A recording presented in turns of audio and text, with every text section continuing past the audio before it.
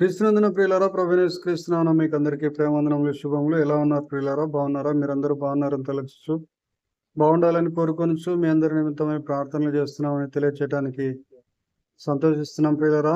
దేవుని యొక్క ఉచిత మహాకృప చేత మరొకసారి దేవుని యొక్క మాటలు వినటానికి దేవుడు అనుగ్రహించినటువంటి అవకాశం కొరకై దేవుణ్ణి స్తుతిస్తున్నాం ప్రియులారా. మరి సామెతల గ్రంథము 22వ అధ్యాయం 1వ వచనంలో, గొప్ప ఐశ్వర్యం కంటే మంచి పేరును, వెండి బంగారముల కంటే దయయు కోరదగినవి.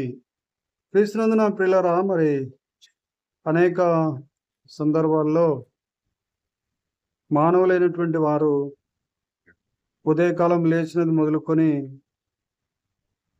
మరి విశ్రమించేంత వరకు కూడా ఐశ్వర్యం సంపాదించుకోవాలని ప్రయాసపడుతున్నారు. ప్రయాసపడి వారి ప్రయాసంతా కూడా వ్యర్థముగా మార్చబడతా ఉన్నది. వారి యొక్క ప్రయాస గాలికి కొట్టుకొని పోబడినట్లుగా అనిపిస్తూ ఉన్నది. ఎవరి కొరకు వారు ప్రయాసపడుతున్నారు అంటే వారికే తెలియనటువంటి పరిస్థితులలో వారు ఉన్నారు పిల్లలు. కాబట్టి ఐశ్వర్యం సంపాదించుకోవడానికి ప్రయాసపడే వారు అనేక మంది ఉన్నారు. మరి దేవుని లేఖనాలు ఏమని సెలవిస్తున్నాయంటే, గొప్ప ఐశ్వర్యం కంటే మంచి పేరు సంపాదించుకోవాలని దేవుని మాటలు సెలవిస్తున్నాయి. కాబట్టి కొందరైతే మంచి పేరును సంపాదించుకోవాలని రకరకాలైనటువంటి విధానాలు కలిగి ఉన్నారు, ఆచరిస్తున్నారు.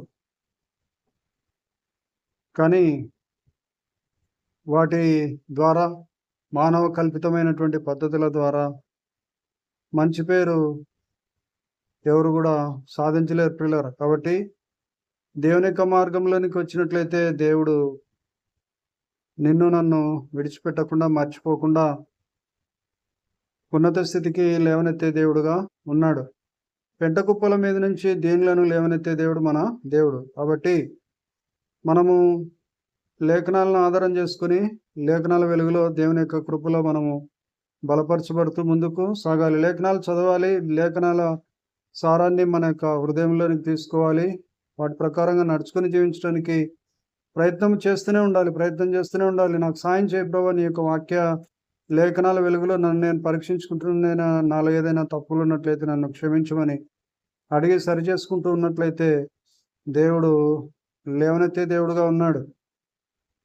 వెండి బంగారముల కంటే దయయు కోరదైనవి. కాబట్టి దయగలిగినటువంటి వారుగా మనం ఉండాలని ఇక్కడ మనము తెలుసుకుంటున్నాం పిల్లరా. ఈ యొక్క దయ అనేది వెండి బంగారాల కంటే కోరదగినటువంటిదిగా ఉన్నది. కాబట్టి అనేకులు ధనమును ఇచ్చి వెండిని బంగారాన్ని సంపాదించుకోదూస్తున్నారు. కానీ వాటన్నిటికంటే దయయు కోరదగినవని లేఖనాలు సెలవిస్తూ ఉన్నాయి. ఐశ్వర్యవంతులు మరి ధనవంతులు అందరూ కూడా కలిసి ఉంటారు. ఐశ్వర్యవంతులు మరియు దరిద్రులు కూడా కలిసి ఉంటారు. వారందరినీ కూడా కలగజేసిన వాడు యెహోవాయే అని వాక్యం సెలవిస్తూ ఉంది. కాబట్టి దరిద్రులు ఉన్నప్పుడు దరిద్రులకు చేయవలసినటువంటి మరి రీతిగా వారికి మనము సపర్యలు చేయవలసినటువంటి వారంగా ఉంటున్నాం. దేవుని యొక్క కృపను పొందుకోవాల్సినటువంటి వారంగా ఉంటున్నాం ప్రియులారా.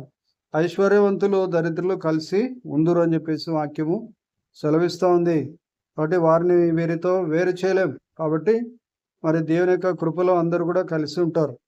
దేవుని చిత్తాన్ని చేసేవారుగా అందరూ కూడా మార్చబడతారు కాక అని మనమందరం కూడా కోరుకోవాల్సినటువంటి వారంగా ఉంటున్నాం. కాబట్టి గొప్ప ఐశ్వర్యం కంటే మంచి పేరు కోరదైనది పిల్లరా. వెండి బంగారముల కంటే దయ కోరదైనది. కాబట్టి దయగలిగినటువంటి వారుగా మనము ఉండాలి. వెండి బంగారాలు ఉంటాయి, ఈరోజు ఉంటాయి, తర్వాత మరి అవి మంటిలో కలిసిపోతాయి పిల్లలు. కాబట్టి మరి మనమందరం కూడా మంచి పేరును, దయను కలిగి జీవించేవారుగా ఉండటానికి ప్రయాసపడాలి. దేవునితో నమ్మకమైనటువంటి మంచి దాసురాలు అని అనిపించుకుంటే అంతకంటే శ్రేష్టమైనటువంటి పేరు మరొకటి ఉండదు. ఎవరికి తెలియనటువంటి ఒక క్రొత్త పేరుతో సకల పరిశుద్ధుల ఎదుట నిన్ను నన్ను పిలవడానికి యేసయ్య ఇష్టపడుతున్నటువంటి దేవుడుగా ఉన్నాడు. ఎవరికి తెలియనటువంటి కొత్త పేరుతో పిలవాలని ఇష్టపడుతున్నాడు. కాబట్టి ఆ యొక్క పేరు కోసం, మంచి పేరు కోసం మనం ఎదురు చూద్దాం. కాబట్టి ఆ ప్రకారంగా జీవించడానికి బుద్ధి కలిగినటువంటి వారంగా మనము ముందుకు సాగుతూ మరి దేవుని నామాన్ని గణపరచబద్దులమై ఉంటున్నాం. దేవుడు తన మాటలు మన వెనుకట్లో ఆశీర్వదించి దీవించును గాక. Amen. Hallelujah. God bless you all abundantly. Thank you for watching.